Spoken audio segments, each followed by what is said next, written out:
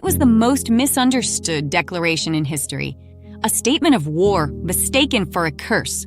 When the serpent was told there would be enmity, hostility, between him and the woman, we learned the wrong lesson. We saw a victim. We saw an eternal target. We saw a promise of endless struggle, a woman forever bruised at the heel, looking over her shoulder. But what if we read it wrong? What if it wasn't a punishment for the woman, but the serpent's death sentence? What if God wasn't assigning a victim, but designating a predator? The hostility was never meant to be a one-way street. It's a feeling we all recognize, the sense of active opposition. You take 2 steps toward the life you are meant to live, and an invisible force shoves you 10 steps back. You finally start to build that vision, to claim that identity, and a ghost from your past appears, whispering, "You're not good enough," reminding you of the shame you thought you buried. That is the enmity. It's the friction you feel when you start moving toward your purpose. But the great cosmic secret is that the friction goes both ways. You are not just the object of the opposition. You are the opposition. The moment a woman steps into who she was created to be, the board flips. The enemy may send hostility, but she becomes hostility to the enemy. Every decision to show up, to create, to build, to nurture is an act of aggression. Getting up in the morning when depression wants you in bed is an act of war. Starting the business when the bank said no is an act of war.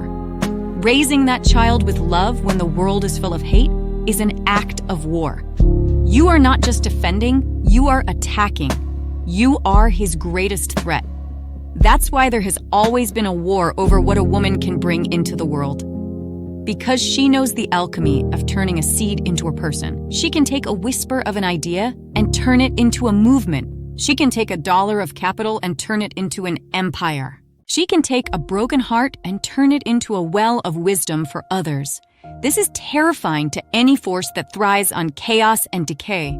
It looks at a woman who got pregnant at 13, who went through a brutal divorce, who battled addiction, and it sees a bruised heel. It sees weakness. But it's a profound miscalculation. The wound isn't the story. The survival is. The fact that you are still standing means you are his worst nightmare. A woman who knows her own power, who knows she was chosen for the fight, is the most dangerous force in the universe. And why the woman? Why not the supposedly stronger vessel? That question reveals the entire strategy. It wasn't about putting the strongest player on the field. It was about fixing the fight from the beginning. By choosing the woman, God wasn't hoping for a win. He was guaranteeing it. He knew something about her design that made the outcome inevitable. This fight was never fair. It was rigged in your favor. So when you find yourself in a position you feel utterly unqualified for, you must understand you are there precisely because the win is preordained. You are the woman for the job. The diagnosis comes back from the doctor. A child is spiraling out of control. The business is on the brink, and a voice whispers, "You can't handle this." But the architect of the battle says otherwise. That thing that feels like it's designed to take you out is actually the very tool designed to forge the next version of you. So what do you do when you don't feel qualified? You follow the blueprint of Mary. You go anyway. She was given a promise that didn't look like its final form. She was handed a baby and told it was a king. She was looking at a seed, not the forest. And this is where most of us get stuck. We look at the small, fragile beginning and can't see how it will ever become the grand thing God promised. We look at our broken past and can't see how we break a generational curse. We look at the empty bank account and can't see the thriving business. God gives you the seed, not the harvest, because growing the seed is what grows you. You have to grow with it. And to do that, you just have to go. You don't need all the answers. You just need to move. When you start moving, the steps appear. You've used what you know. Mary knew the customs. She knew she had to present the child. She worked with the information she had, and in doing so, walked directly into the next phase of her destiny. You must activate what you already know. The relationship has to end. The forgiveness has to happen, whether they're sorry or not. The project has to start. You use what you know, and God will show you more. And then comes the sword, the part they don't tell you in the initial briefing. Simeon confirms the baby is salvation for the world, and in the next breath says a sword will pierce Mary's own soul. This feels like a contradiction. God, you promised me a victory, but you didn't mention the trauma. You promised me a future, but you didn't mention the bankruptcy, the betrayal, the grief. It feels like the good news should have come last. But God puts the promise first.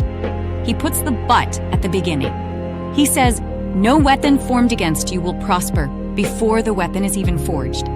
He says, all things work together for your good before the bad things even happen. Your job is not to wait for the good news at the end of the pain. Your job is to remember the good news you were given at the start and hold on to it through the pain. The middle doesn't define you. The beginning does. The promise exists before the process begins. Don't let the hostility of the environment convince you the promise is void. The hostility is a sign you're on the right track. It's a two-way street. Go silent, and it becomes a one-way assault. But open your mouth, take a step, create something, and you push the hostility right back where it came from. Look at Eve.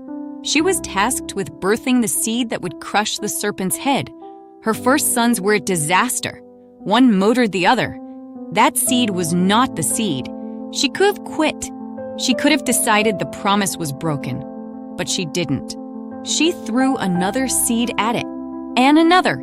She wasn't obsessed with seeing the final victory. She was obsessed with setting the promise in motion. That is the only task.